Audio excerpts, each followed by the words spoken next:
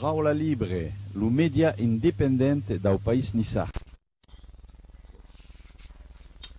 Bien, donc de retour pour cette histoire du comté de Nice. Et aujourd'hui, une leçon importante, comme à chaque fois d'ailleurs, puisqu'il s'agit de l'histoire du comté de Nice, c'est Nice à l'époque moderne, les mutations de la cité baroque, donc du tout début du XVIe siècle. On retiendra voilà, la date de 1504 qui correspond donc au règne très important de Charles III, jusqu'en 1792, qui correspond donc à l'invasion, le 9 septembre 1792, du comté de Nice par les forces françaises. Donc une époque où Nice se retrouve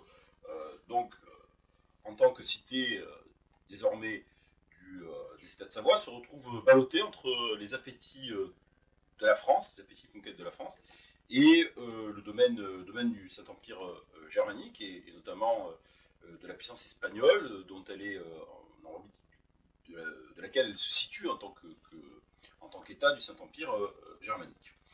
Alors, dans un premier temps, Nice et la Savoie face à la menace française. Nous allons d'abord parler du XVIe et du XVIIe siècle, et nous laisserons le XVIIIe siècle pour la dernière partie de ce cours, qui est assez long, puisqu'il va nous amener aussi à nous intéresser à la façon dont la ville de Nice s'est enrichie, dont la ville de Nice s'est modernisée également, pour devenir cette cité baroque qui connaît d'une forme d'apogée à la fois urbanistique et civilisationnelle. Alors, dans un premier temps, les choses vont être compliquées pour le comté de Nice, puisque Nice va se retrouver en but aux ambitions de la France. Alors, on a un roi qui est un duc de Savoie, qui est un personnage important, c'est Charles III le Débonnaire, qui va se retrouver donc au cœur des soucis que vont rencontrer ces États, les États de Savoie, face à l'imposante puissance française, symbolisée dans un premier temps, avant le règne de Charles III, par Louis XII, puis ensuite par François Ier. Donc il faut bien comprendre que la Savoie se trouve donc le comté de Nice se trouve donc constitué une terre d'enjeu entre la France et l'Espagne. Alors, pourquoi l'Espagne? Tout simplement parce qu'on a un personnage qui est formidable en Espagne, qui est le roi Carlos V, Charles Quint, qui a hérité par le jeu des héritages familiaux, lui qui est donc l'héritier de Habsbourg, d'un immense domaine qui va de l'Autriche à l'Espagne. Et cette superpuissance européenne, puisqu'il faut aussi songer que l'Espagne possède aussi un très important domaine outre-mer, et cette immense superpuissance espagnole, qui règne aussi sur le Saint-Empire germanique, eh bien, en sert en quelque sorte le territoire français. La France, qui jusqu'à présent était la première puissance européenne, au moins en termes démographiques, et qui est inquiète, donc la France des Valois, la France de François Ier, qui est inquiète de l'essor de cette puissance des Habsbourg d'Espagne, Habsbourg d'Autriche. Donc c'est une guerre européenne qui va en fait voir le jour entre d'un côté François Ier et de l'autre côté Charles Quint. François Ier et Charles Quint qui vont même rivaliser pour le titre d'empereur, qui va finalement échoir bien sûr cet empire romain germanique à Charles Quint. Alors pourquoi une guerre européenne? Parce qu'en fait il y a cet empire de Charles Quint qui est un empire qui est présent un petit peu partout autour des États français, alors notamment les Pays-Bas, qui sont les Flandres, la Franche-Comté, le Milanais, l'Espagne, l'Autriche, la France. Donc on a beaucoup de territoires qui sont inclus dans ce qui deviennent un champ de bataille et qui deviennent un terrain d'affrontement pour ces deux superpuissances. Et au milieu, il y a le comté de Nice. Et le comté de Nice, c'est le passage vers le Milanais. Le Milanais est un des territoires qui est un de ces enjeux, comme la Franche-Comté par exemple, un de ces enjeux majeurs entre l'Espagne et la France. D'ailleurs, ce château de Nice, le Castellum, la position militaire du château de Nice, est garni de soldats savoyards, puisque Nice est donc aux États de Savoie, on l'a bien montré lors des séances précédentes, et va être régulièrement renforcé par des soldats espagnols. Donc on a des Espagnols qui séjournent régulièrement dans le comté de Nice. C'est une réalité qu'on a peu à l'esprit, cette présence des Espagnols quand même dans le comté de Nice, une présence militaire avec des généraux, avec des chefs de guerre, des grands chefs de guerre espagnols, à qui va incomber de venir en aide à ces États de Savoie qui sont trop faibles en soi pour résister à la France et qui constituent un verrou essentiel de la position de l'Italie et de la position du Milanais. Donc la Savoie et le comté de Nice vont vivre sous la menace de la France. La France qui va, parce qu'elle a d'autres voies d'accès bien sûr à la Savoie par les Alpes, plus au nord, qui va envahir les États de Savoie et qui va même réaliser une véritable occupation des États de Savoie entre 1536 et 1559, sans parvenir néanmoins à prendre un pied définitif dans le comté de Nice lui-même, qui sera épargné par l'occupation française, mais qui verra parfois les troupes françaises venir jusqu'au pied du château et même y mettre le siège, on le sait lors d'un épisode célèbre en 1543. La présence, d'ailleurs, les présences françaises comme espagnoles sont mal tolérées dans le comté de Nice. Vous savez pourquoi on a des troubles? On a ce qu'on appelle les émotions populaires. De temps en temps, il faut dire que ces troubles sont aussi sans doute de nature sociale. Hein. On a un bas peuple, un prolétariat qui est très pauvre. On a des aristocraties, on a bien sûr des tensions sociales qui sont importantes, et puis qui sont parfois avivées par la présence de contingents étrangers qu'il faut entretenir, qu'il faut nourrir, avec des prélèvements qui sont faits sur une population qui est déjà relativement pauvre. Et que ce soit la présence de soldats français ou la présence de soldats espagnols, tout ça est assez mal toléré par les Niçois qui, par contre, préfèrent lorsqu'ils sont défendus et appellent de leur vœu leur duc et le fait d'être défendu plutôt par des Savoyards. Donc on a on a eu en 200 ans un véritable ralliement du comté de Nice, véritablement à la Savoie. Alors, ce jeu entre François Ier et Charles Quint va donc impliquer le comté de Nice. D'ailleurs, François Ier est assez proche en fait de Charles III, le débonnaire de Savoie, puisque François Ier, en fait, c'est le neveu de Charles III, car il est le fils de Louise de Savoie, hein, qui est donc la mère de François Ier et qui est la sœur de Charles III. Mais on sait très bien que bon, c'est pas les sentiments familiaux qui comptent à l'époque, car Charles III s'allie donc à Charles Quint. Enfin, il faut dire qu'il est dans l'orbite de l'Empire, cet empire germanique, en 1521, et l'empereur, c'est Charles Quint. D'ailleurs, l'allégeance de la Savoie, naturelle de la Savoie, Charles Quint lui permet de gagner le marquisat de Dolcea, et Dolcea, qui sera intégré donc au pays niçois, donc à ce théorique comté de Nice. Donc Dolcea, et par ailleurs Asti. En 1536, François Ier se voit refuser le passage pour le Milanais. Le Milanais qui est une possession de Charles Quint. Et le Milanais qui est le vrai enjeu. C'est pas le comté de Nice l'enjeu. Enfin, le comté de Nice, c'est un point d'appui militaire, d'accord. C'est éventuellement un port. Mais les Niçois, les Français ont Marseille, ils ont Toulon, ils peuvent éventuellement lorgner sur Gênes. C'est pas ça la question. L'enjeu, c'est le passage. Un petit peu comme ce qu'on avait vu dans l'Antiquité, où le contrôle des Alpes-Maritimes était un enjeu pour la communication entre Rome, entre l'Italie romaine et les provinces occidentales. Donc François Ier se voit refuser donc, le passage par le comté de Nice. Les Français occupent donc la Savoie. La Savoie est donc envahie. Charles III se réfugie à Nice. Et emmenant avec lui le Saint-Suaire, qui est depuis 1464 un bien de la dynastie de Savoie.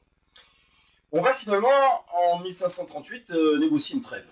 Alors c'est un épisode célèbre de l'histoire de Nice, la trêve qui est négociée en avril 1538, et qui voit concentrer dans les parages immédiats de Nice trois des personnages les plus puissants de la chrétienté de l'époque, le pape Paul III qui joue son rôle de pape, c'est-à-dire de diplomate et d'arbitre européen, et François Ier qui lui se trouve de l'autre côté du Var, du côté de Villeneuve, et Charles Quint qui lui se trouve à Villefranche. D'ailleurs, il était question que Paul III, le pape, séjourne en fait au château de Nice, mais les Niçois redoutent sans doute une entourloupe que le pape veuille en fait se saisir en quelque sorte du château de Nice comme un gage de négociation.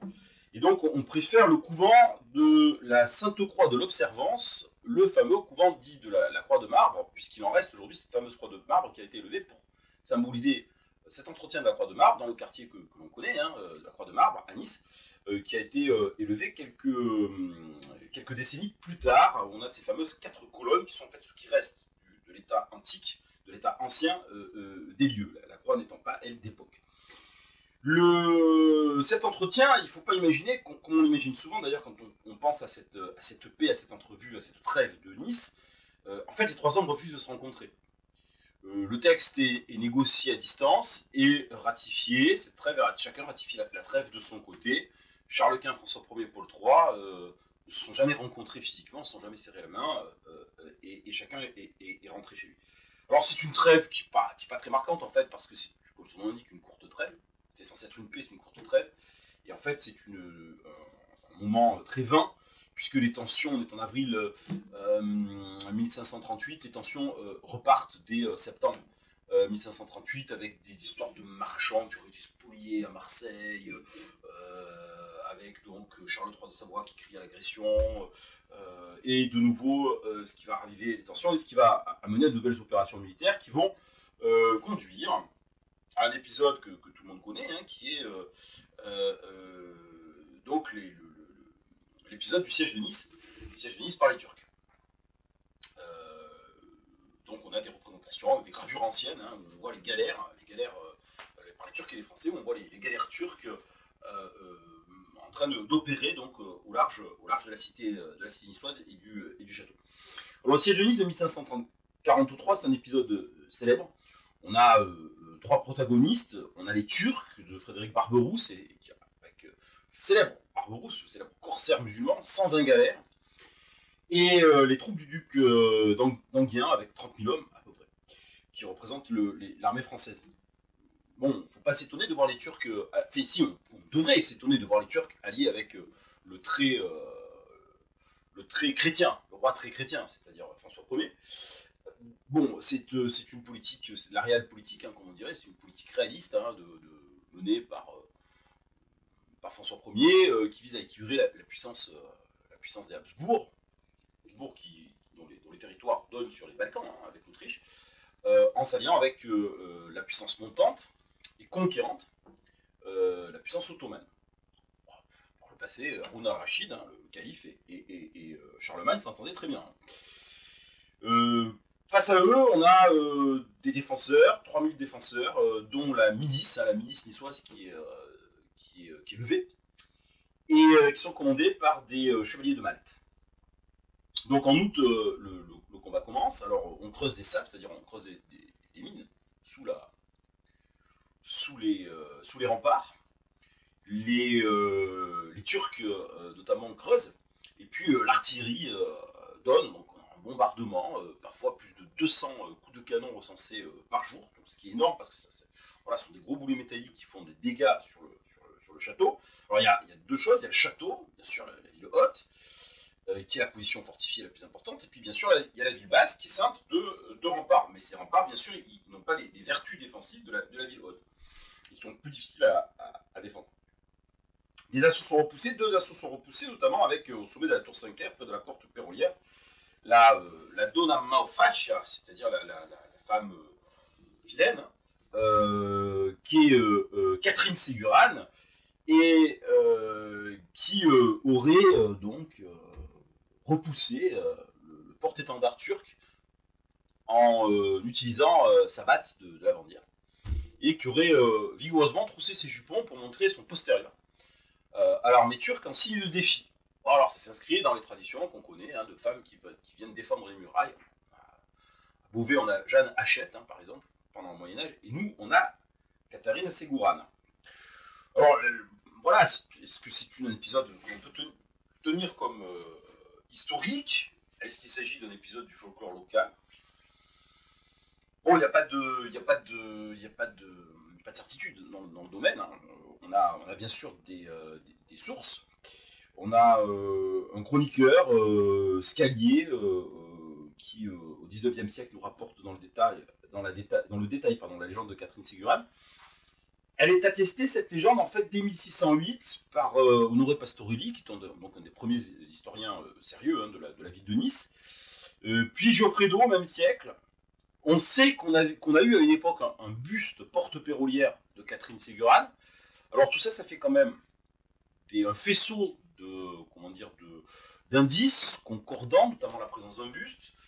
Le fait que des historiens sérieux qui ont consulté des sources et qui n'étaient pas si éloignés en fait d'un point de vue chronologique des faits lorsqu'ils se sont produits, même si ça peut paraître important, plus d'un demi-siècle, en fait ça n'est pas dans une époque où la tradition orale et les récits se perpétuent bien évidemment bien mieux que ce n'est le cas aujourd'hui.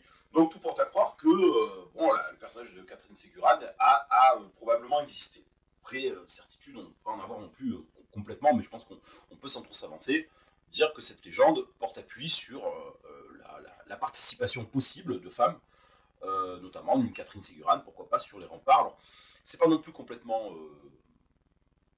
si étonnant que ça, au fond, qu'une femme se retrouve sur les remparts à défendre les remparts, parce qu'on sait que les femmes prêtaient main forte pour le combat, elles étaient rarement en première ligne, mais elles pouvaient prêter main forte sur le combat, elles pouvaient porter du ravitaillement aux défenseurs, elles pouvaient amener des armes, elles pouvaient amener des munitions, elles pouvaient se retrouver donc occasionnellement exposées au feu ennemi. Par contre, ce qui est sûr, c'est que la ville basse finit par tomber.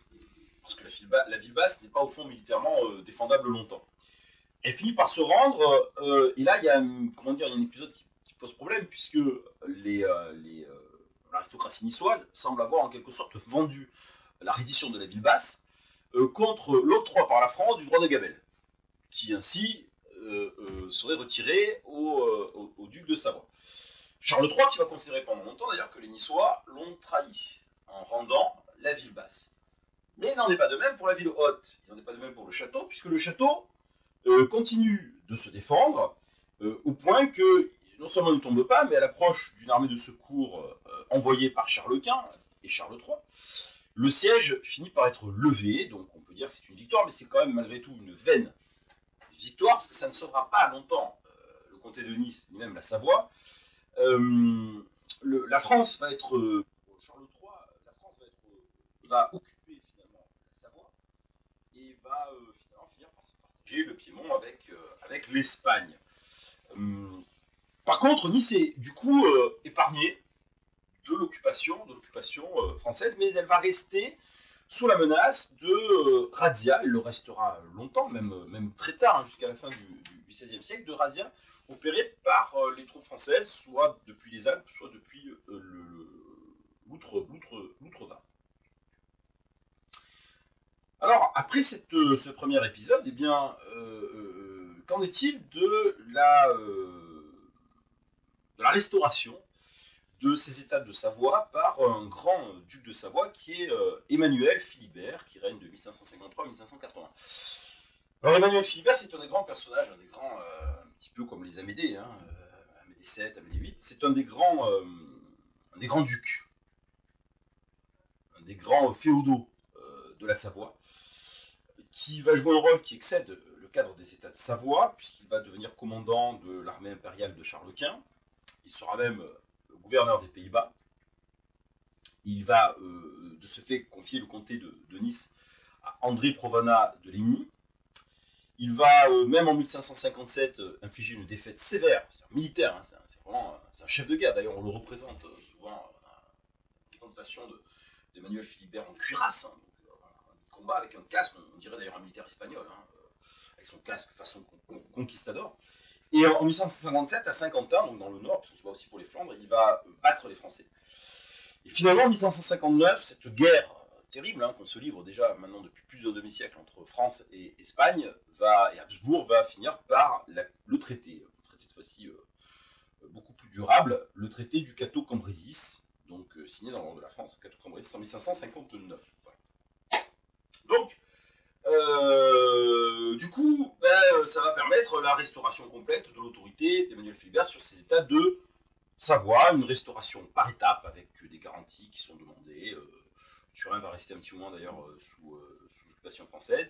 qui seront levées définitivement en 1575, avec donc la pleine restauration d'Emmanuel Philibert des droits d'Emmanuel Philibert et de son autorité sur les États de Savoie. Il faut dire qu'en 1575, la France s'enfonce dans une période difficile qui est celle des guerres de religion, qui va tenir la monarchie française un petit peu éloignée de ses préoccupations de l'équilibre européen, même si la question de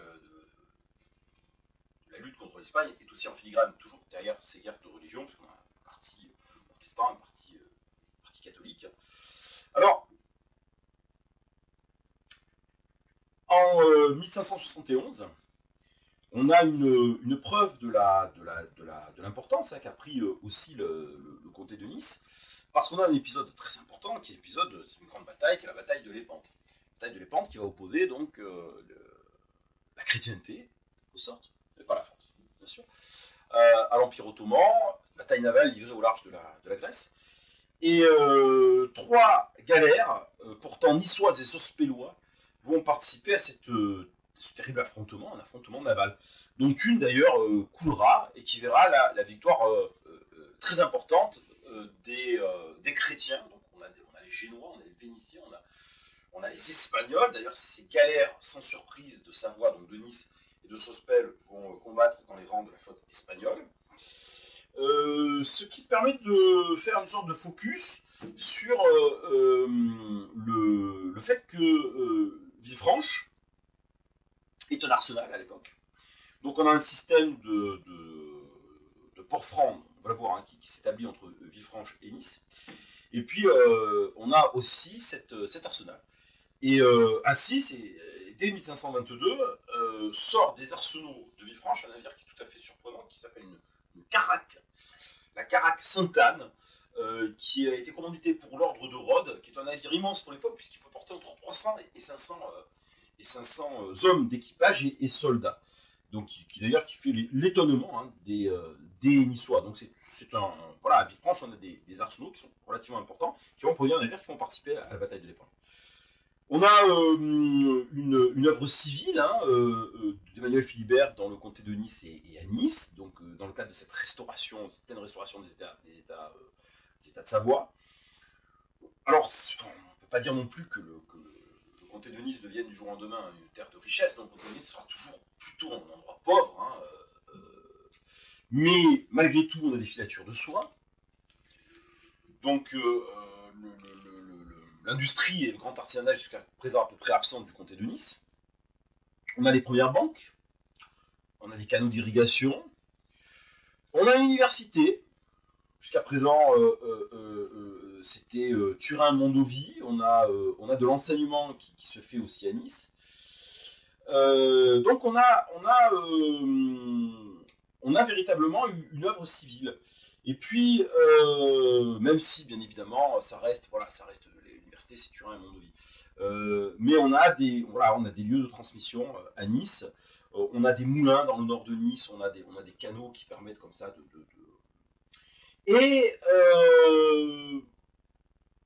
on profite aussi d'une période qui est une période, on va dire, apaisée, puisqu'on a cet édit de tolérance qui est émis par Emmanuel Philibert en 1661 envers les Vaudois, qui sont la confrérie des pauvres de Lyon, qui est une prédication qui remonte au XIIe siècle dans la région de Lyon, et qui s'est ensuite beaucoup implantée dans le Piémont.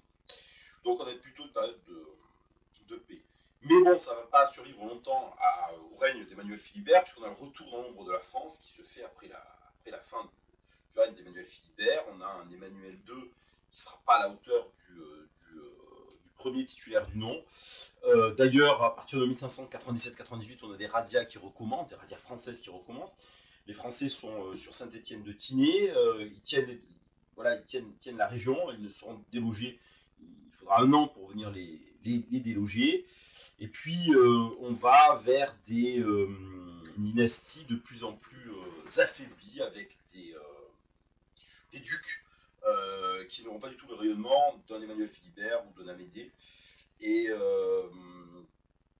alors après, oui, on a quand même malgré tout des négociations qui sont faites avec la France, avec même parfois renversement d'alliance, avec un échange de territoire entre la Savoie et la France, qui permet à, malgré tout, aux États de Savoie de s'emparer de Saluzzo, et d'appuyer la frontière sur les Alpes. Mais enfin, la Savoie, hein, à la fin du XVIe siècle, est considérablement affaiblie. La cité baroque, la cité de Nice, elle, au XVIe et au XVIIe siècle, va, elle, afficher plutôt une belle santé, puisque nous sommes dans l'apogée de la cité baroque. Alors, la naissance de la ville baroque, bon, on sait que la ville de Nice est descendue, c'est la ville basse, hein, de son rocher, de son château. Cette ville basse a pris de l'importance à partir du XVe siècle, véritable importance. En 1531, c'est une date importante, c'est une date symbolique au fond, puisque c'est le transfert de la cathédrale du château vers la ville basse, c'est-à-dire Sainte-Réparate. Transfert de la cathédrale. On a un palais communal, le palais communal que vous connaissez, qui est sur la place Saint-François, et qui a longtemps abrité les syndicats, hein, à l'époque contemporaine, notamment la CGT, et qui se trouve à proximité du couvent Saint-François, à l'époque, qui abrite le syndic, c'est-à-dire les autorités communales de la ville de Nice. Et puis, on a une affirmation, une réaffirmation, après le siège de Nice en 1543, où le château avait énormément souffert, le château qui était encore le château médiéval au fond, on a une réaffirmation de la vocation militaire de Nice et de la région, véritablement de la région niçoise, notamment du littoral, jusqu'à une série de fortifications qui sont entreprises. D'abord, le château est restauré, et non pas en château médiéval, mais en citadelle, voilà, citadelle moderne. Quant aux alentours, on établit la forteresse du Fort Saint-Elme à Villefranche, qui est donc une place fortifiée tout à fait remarquable, et on établit le premier fort du Mont-Alban, ce qui permet de sécuriser les abords immédiats de Nice. Parallèlement, on le sait bien, le comté de Nice affirme son identité religieuse par une importance toute particulière de la vie religieuse dans le comté de Nice. Une importance particulière et puis des formes de piété locales qui sont assez remarquables. D'abord, le nombre d'églises. On a un nombre d'églises, de grandes églises qui sont importantes, des églises qui se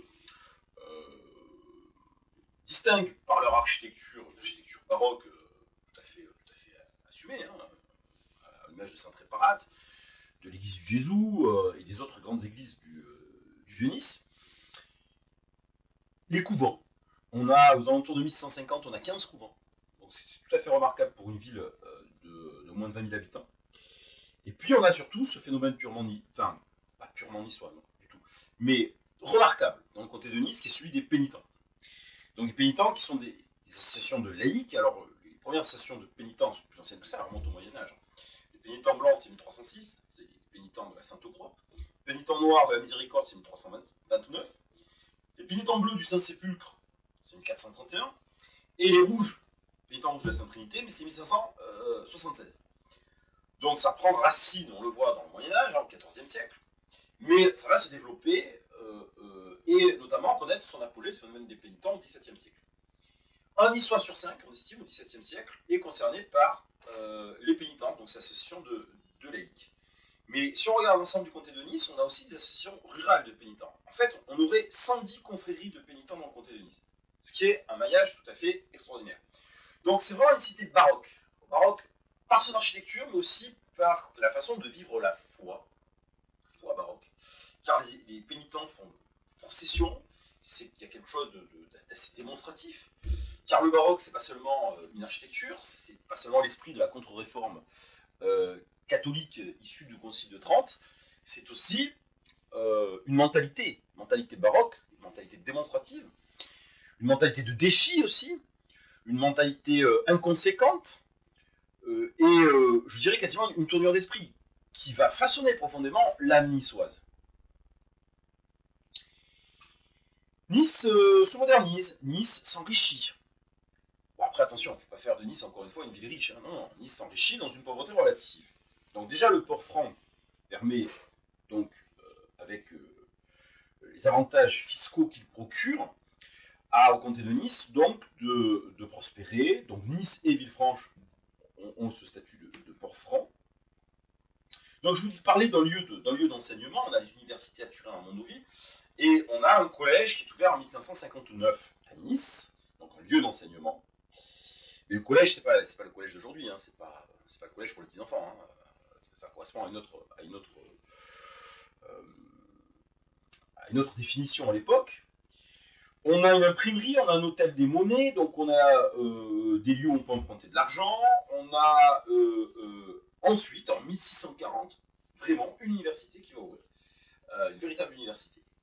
On a un Sénat qui devient un tribunal suprême en 1614, mais ça ne doit pas cacher le fait que derrière ces réalités concrètes, qui font de Nice en quelque sorte une petite capitale provinciale, avec des institutions de capitale provinciale au fond, eh bien, c'est le déclin des institutions communales. Le déclin des institutions communales qui est le même partout au XVIIe siècle, dans les États de Savoie, et même avant, parce que tout simplement, les ducs de Savoie, dont on a souligné la faiblesse à la fin du XVIe et au XVIIe siècle, je pense à Victor Amédée Ier, par exemple, qui est affaibli au point quasiment que Richelieu envisage à un moment l'annexion pure et simple de la Savoie.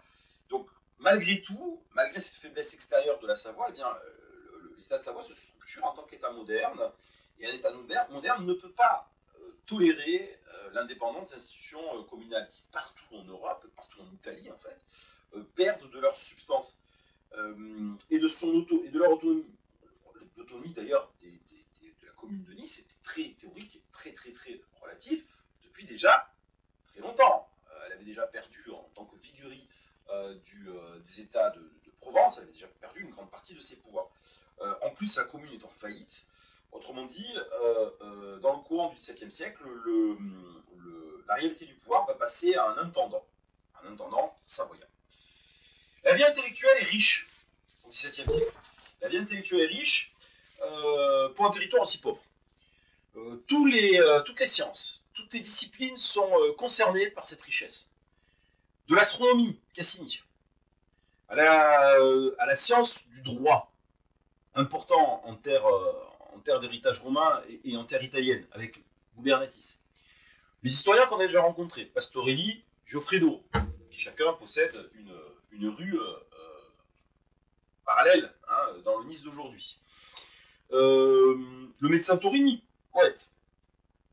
L'industrie demeure sous-développée. Malgré tout, sel, tabac, bois. Les Niçois sont exonérés du tasso. Le tasso, c'est la taxe. C'est l'impôt foncier. Par Emmanuel Philibert. Alors ça, on va le retrouver, cette histoire. Vous savez, c'est toujours pareil, dans le rapport qu'il peut y avoir entre les populations et les souverains.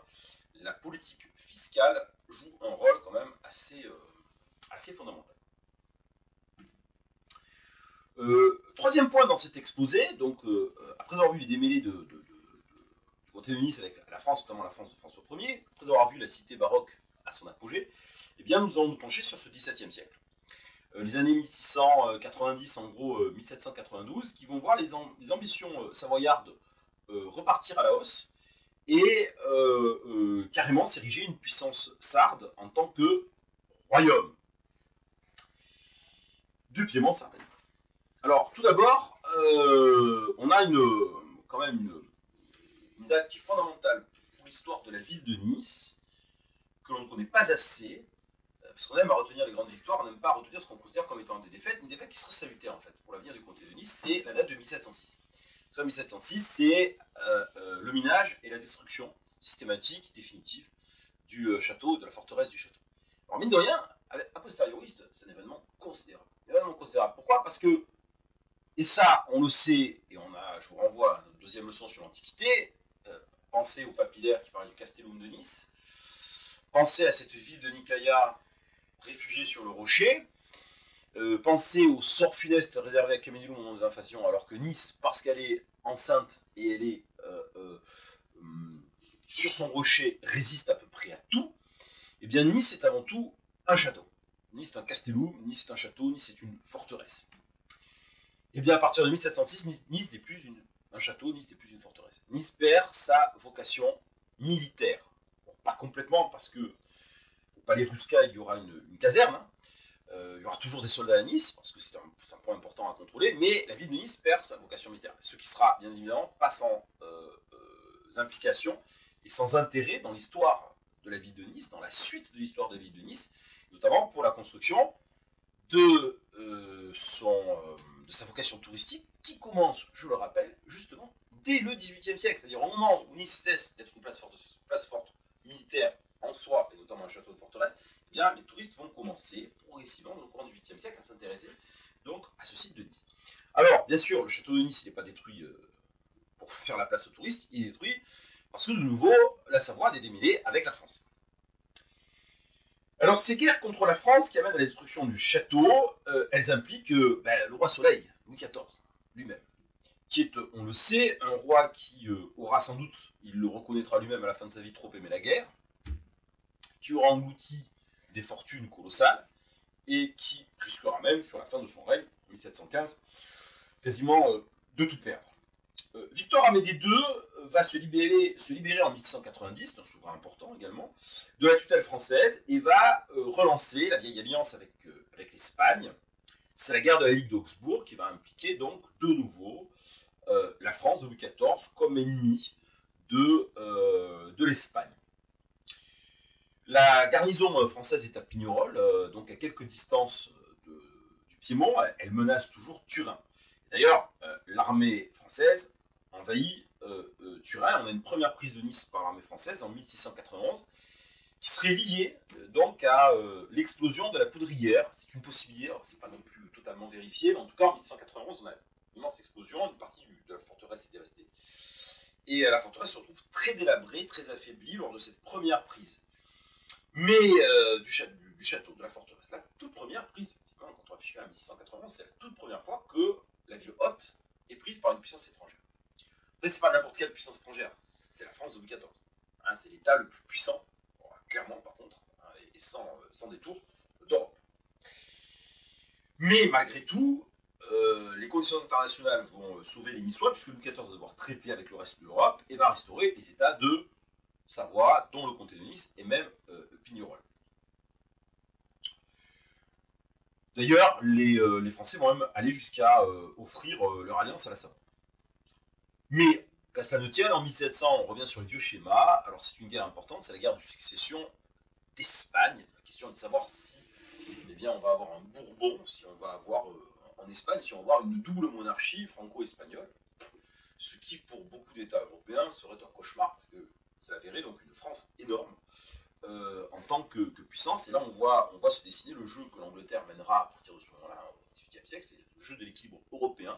L'Angleterre qui va commencer à chercher à tout prix à affaiblir la puissance continentale française, la percevant désormais comme étant, à la suite de l'Espagne qui est en déclin, la nouvelle menace pour l'hégémonie que les Britanniques cherchent à établir et commencent à établir sur le monde, et qui finiront par établir au siècle suivant. Donc, de nouveau, c'est la guerre, et là, on a eu cette offre d'alliance à la Savoie. Victor Amédée II aurait aimé, parce qu'il sans doute il perçoit cette menace française, hein, comment ne l'apercevrait-il pas, hein, il aurait aimé sans doute retourner l'alliance, ça s'était déjà fait au siècle précédent, mais lorsqu'il demande à se voir confier l'armée d'Italie par la France, le commandement de l'armée d'Italie, il se le voit refuser. Et de l'autre côté, eh bien, on a l'Autriche. Les monarchies autrichiennes et espagnoles ont été séparées au siècle précédent.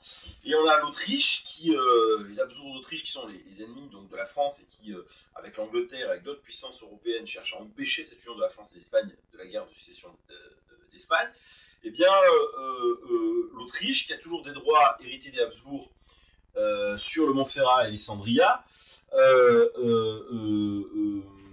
font monter les enchères en quelque sorte. C'est contre cette promesse du Montferrat et d'Alessandria que finalement Victor Amédée II va dénoncer l'Alliance française et va décider de faire la guerre contre finalement Louis XIV. Ce qui va entraîner un nouveau siège de Nice, 1705, sauf que cette fois-ci en 1705, le château n'est plus en état de se défendre, puisque en 1191, il y a eu cette explosion de la forteresse de Nice, et bien, la forteresse est définitivement détruite, puisque amoindrie, elle ne résistera pas à ce second siège, le siège de 1705, face aux forces de Louis XIV.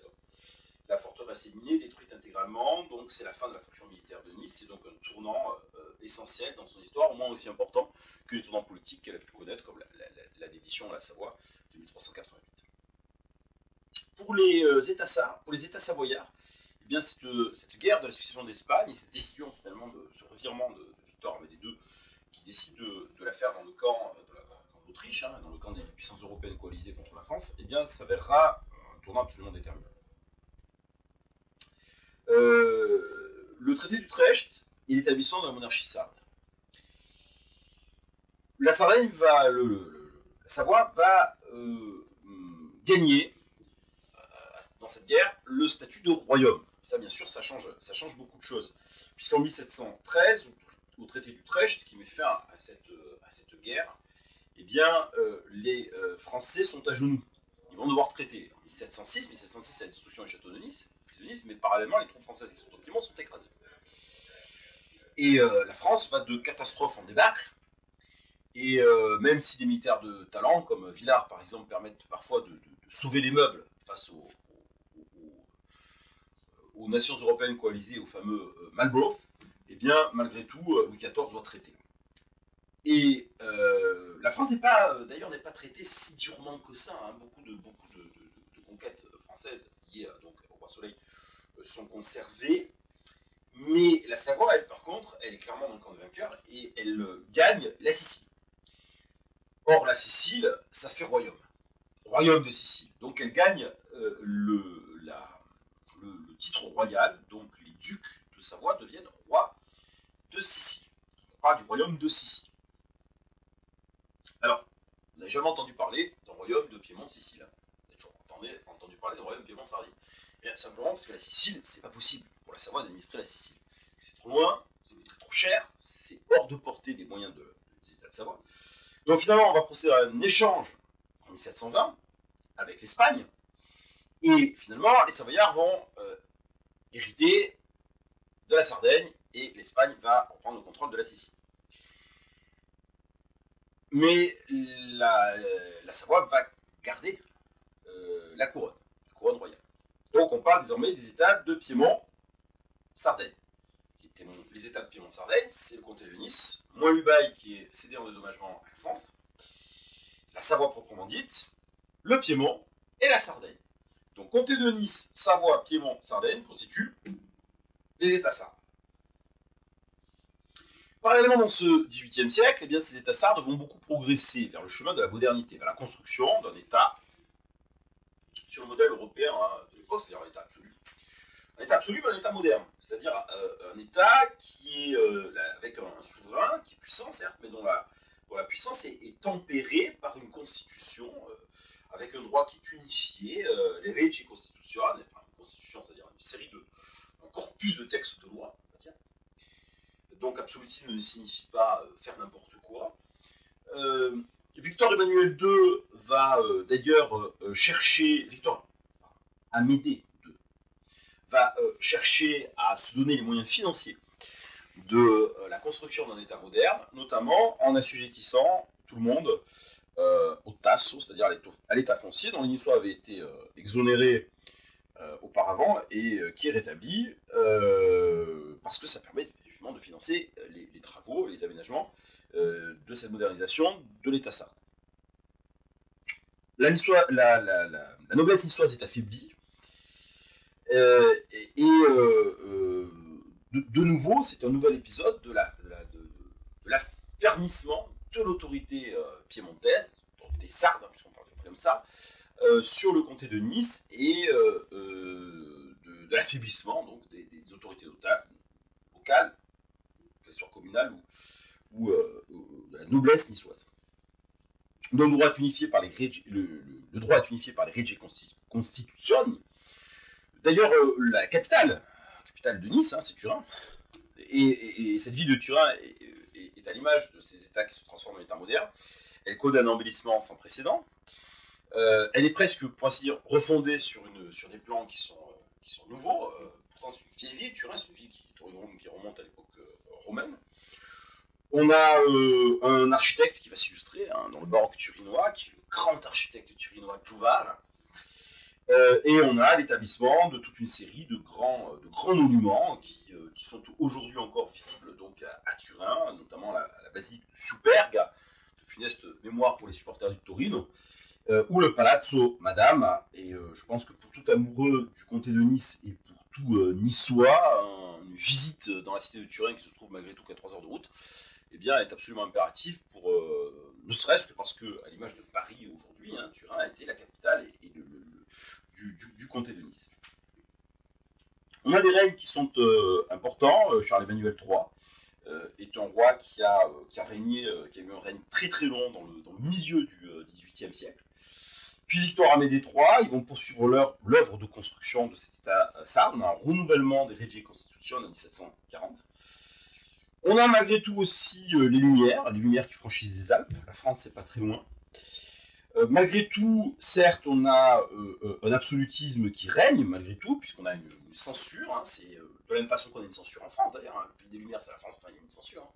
Si, voilà, on joue, les éditeurs hein, jouent au chat à la souris avec les censeurs, en France comme dans les États sardes. Et en même temps, on a des évolutions vers la construction d'une armée moderne également, voire une militarisation. On a parlé parfois de militarisation de l'État sarde, un petit peu sur le modèle prussien, la Prusse de Frédéric le Grand, notamment au moment de la guerre de 7 ans, donc dans le cours, hein, le milieu du XVIIIe siècle, constitue un modèle dans l'espèce. Mais malgré tout, on a une période troublée qu'il faut mentionner, quand même. Parce qu'elle correspond à une phase très troublée pour le comté de Nice. Alors ça n'a pas duré longtemps. Cette période troublée correspond à un conflit, parce qu'on est dans une Europe qui est tout le temps en conflit pour les questions de succession des royaumes, puisque tout le monde peut concourir, parce que les liens dynastiques qui unissent parfois des familles régnantes qui sont très éloignées les unes des autres, font que tout le monde peut plus ou moins peut nourrir des prétentions sur des royaumes différents. Et qui sont des périodes de grande incertitude diplomatique, grande incertitude géopolitique, puisque, ben voilà, comme pendant la guerre de succession d'Espagne, par exemple, on aurait très bien pu voir un monarque français arriver sur le trône d'Espagne. Bon. Donc là, ce qui pose problème après la mort de Charles VII d'Autriche, c'est la succession d'Autriche. Donc là, de nouveau, on a une guerre européenne avec la volonté pour la France d'affaiblir sa vieille ennemie des Habsbourg d'Autriche, et pour l'Espagne de récupérer ses vieilles terres italiennes, comme le Milanais, perdues depuis très longtemps. La France et l'Espagne font la guerre ensemble dans le même camp, cette fois-ci, puisque la guerre de sécession d'Espagne a fini par accoucher d'un règlement qui a apporté les Bourbons finalement en Espagne, mais des Bourbons qui ne sont pas voilà, avec une séparation de la couronne de Bourbon entre l'Espagne et la France, une séparation claire et nette. Mais quand même, malgré tout, proximité familiale. Les Français, donc les Espagnols, contre l'Autriche, et la Savoie fait face de nouveau à la France, cette fois-ci, plus l'Espagne. Et on va avoir une courte occupation du comté de Nice pendant cette guerre de succession d'Autriche entre 1742 et 1747, qui va marquer quand même, parce que cette fois-ci on parle des Galismans. Les Galismans, c'est à la fois les Espagnols et les Français, Galismans, contre les Savoyards, qui sont soutenus localement par les Anglais qui continuent leur politique pour essayer de limiter l'accroissement de la puissance française au nom de l'équilibre européen auquel ils tiennent pour maintenir justement leur prédominance, la prédominance qu'ils sont en train de construire. On a dans cette guerre d'ailleurs un Niçois qui joue un rôle important contre les Français, qui s'illustre à la tête des troupes sardes, qui est Charles-François Tende Ravel. Il n'empêche que le comté est envahi, le comté de Charles-Emmanuel III, le comté de Nice, le comté de la partie donc des États sardes de Charles-Emmanuel III, qui a dépêché le général Della Rocca pour défendre le comté. Et on a une sorte de guerre de position de montagne qui va se livrer pendant plusieurs mois, avec un corps retranché savoyard du côté de la place inexpugnable de Saorge, Et puis une ligne de front qui va aller du côté de Perracave, entre Sospel, Perracave et Lotion. Une carte de position. Même plus bas, de la Turbie en fait, voire de Monaco à Lotion. Et finalement, 1746-1747, on aura même le retour donc, des positions qui va sur des positions retranchées entre la Turbie, donc Monaco et Lotion. Et puis en 1746-1747, on a même le retour des forces de Savoie en force qui vont aller jusqu'à envahir, donc cette fois-ci par contre la Provence, avec une invasion austro-sarde de la Provence qui va amener des épisodes militaires, comme le siège d'Antibes par exemple, un siège qui ne sera pas couronné de succès par ailleurs. Et puis en 1747, la paix d'Aix-la-Chapelle met fin à cette nouvelle période de troubles. Petite parenthèse avec cet épisode fameux quand même des Galissemans, qui sont une nouvelle intrusion étrangère dans le comté de Nice, mais une intrusion durable qui annonce davantage ce que l'on va connaître à partir de 1792 avec l'intrusion des forces de la Révolution, qui va susciter la résistance des barbés. Alors pour terminer sur cette longue leçon, petite réflexion sur Nice à l'orée de l'ère moderne, c'est-à-dire Nice à la fin du XVIIIe siècle. Alors qu'en 1792, eh bien, la République, la jeune République française, va mener ces guerres de révolution qui vont mener donc à l'expansion que l'on connaît de la France sur l'Europe et sur le comté de Nice. Et une première annexion du comté de Nice à la France. Alors si on se place à la fin du XVIIIe siècle, la ville de Nice compte un petit peu plus de 20 000 habitants, 22-23 000 habitants selon les sources de l'époque. On a une ville basse qui a encore prospéré avec l'aménagement de ce qu'on appelle le Préauzois. Donc le Préauzois, c'est-à-dire le bout de la ville basse en direction du Paillon. Un aménagement du Cours Salia et de ses terrasses, les fameuses terrasses du Cours Salia. Au milieu du XVIIe siècle, on a une étape importante qui est réalisée à Nice. Et cette étape importante qui est réalisée à Nice, c'est le creusement du port Olympia. On a des architectes qui s'illustrent, Vitton par exemple, notamment avec la chapelle de la Miséricorde des Pénitents Noirs.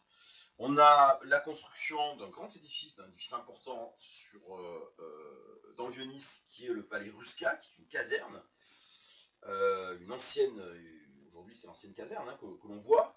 Et puis tout à la fin du XVIIIe siècle,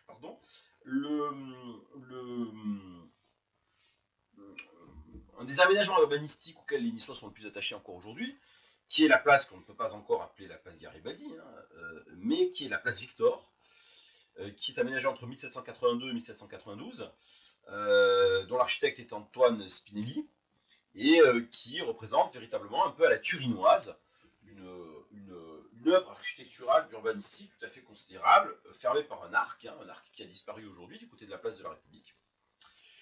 Des églises encore, l'église Saint-François-de-Paul, église Saint-Roch, la magnifique petite église Saint-Roch qui se distingue par l'utilisation architecturale de la croix grecque, alors qu'une église catholique est toujours en croix romaine. Villefranche, la Turbie. Et puis, Nice n'est plus une ville militaire. Nice est une ville d'un état moderne, désormais, on l'a dit, qui s'est beaucoup modernisée. Peu troublé, si ce n'est l'épisode des Galissemans, par la guerre au XVIIIe siècle, ce qui va favoriser sa conversion à une activité tout à fait récente, et jugée comme étant un petit peu saugrenue à l'époque, qui est ce fameux tourisme, as you say in English in the text, c'est-à-dire le tour que réalisent les aristocrates britanniques, The Tour. Donc on s'initie aux hautes fonctions auxquelles on est amené par le voyage, et le voyage notamment en Méditerranée, dans ces terres qui sont so romantiques de l'Italie, et voire à l'hivernage, que ce soit au bord de la Méditerranée, que ce soit à baie d'Amalfi ou la baie de Naples ou à Nice. Ce sont les marins britanniques de cette flotte qui était alliée à Charles-Emmanuel III et qui a opéré au large du comté de Nice notamment pour ravitailler les forces austro-savoyardes, austro-piémontaises pendant la guerre de succession d'Autriche, lors de l'incursion des Galissemans, qui sont véritablement les premiers Anglais à avoir vraiment mis pied à terre à Nice et à avoir découvert ce paysage merveilleux auquel nous sommes si attachés, et si exotique, pensez à ces collines couvertes d'oliviers, pour les gens originaires de la perfide Albion. On a des voyageurs, alors qu'ils ne sont pas tous anglais d'ailleurs, les plus connus ne sont pas anglais d'ailleurs, Sulzer qui est suisse, hein, et le fameux Smollett qui est écossais. Et grâce au port que l'on a fait construire, donc on a fait creuser le bassin du port Olympia, et à la route du col de Tende qui permet de rejoindre Turin et qui est bien aménagé désormais, pavé, etc. Enfin, ça reste quand même une expédition d'aller à Turin à pied. Et bien en 1788, les aristocrates peuvent davantage venir jusqu'à Nice. Alors attention, je dis c'est une expédition, il faut imaginer les aristocrates prenant la route du col de Tende dans des chaises à porteurs. Parce qu'on ne marche pas quand on est aristocrate. Donc il faut imaginer les gaillards des vallées qui bouent leur force de capacité à trimballer les aristos dans des chaises à porteurs qui sont recouvertes d'une bâche contre la pluie. Donc ça reste quand même une expédition. Notamment quand on vient de Turin, il faut quand même le vouloir arriver jusqu'à Nice. Enfin, après tout, Nice n'est plus si isolé que cela. Au point que, au milieu du XVIIIe siècle, on a un mini quartier, un mini ghetto touristique. Dans le quartier de la Croix de Marbre, celui-là même qui avait vu cette fameuse non-entrevue, hein, puisque finalement il n'y avait que le pape qui avait résidé Paul III, Charles Quint, François Ier, en 1538. Donc c'est ce quartier de la Croix de Marbre qui est dévolu donc aux étrangers.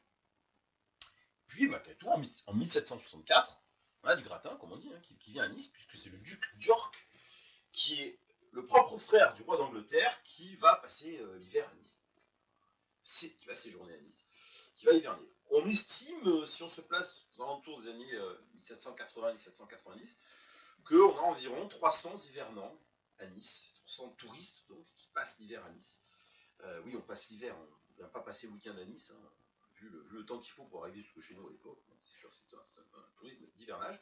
Puis notamment, il faut se mettre dans l'esprit de ces gens arrivés d'Europe du Nord qui connaissent une rude et qui goûtent aux douceurs qui sont tous sauf fantasmées de l'hiver méditerranéen et de l'hiver niçois. Et bien, cette belle quiétude, ce paysage idyllique de cette ville de Nice, avec sa place Victor, avec ses ponchettes, avec son cours Saléa, avec ses magnifiques églises baroques, avec ses hivernants, avec ses hôtes de marque, eh bien, va être troublé par un cataclysme terrible à l'échelle continentale et à l'échelle mondiale, à l'échelle de l'histoire de l'humanité, qui est la Révolution française, qui gronde à partir de 1789, avec des nuages qui vont commencer à s'amonceler progressivement sur les frontières du comté de Nice, et un orage qui va éclater lorsque le 29 septembre 1792, eh bien, les forces françaises vont pénétrer dans le comté de Nice, ouvrant le premier flirt appuyé de notre beau comté avec la France. Et ça, ce sera bien évidemment l'occasion de nous pencher sur une nouvelle leçon. Ce sera une leçon 6 sur Nice, de la Révolution à l'Empire de 1792 à 1815. Hola, mia bella Nisa, regina dei flu, li tiu vittorisa, io canterai tu giù, canterai di montagna, li tiu tan de li tiu verdi campagna, li tiu gran soleil d'or.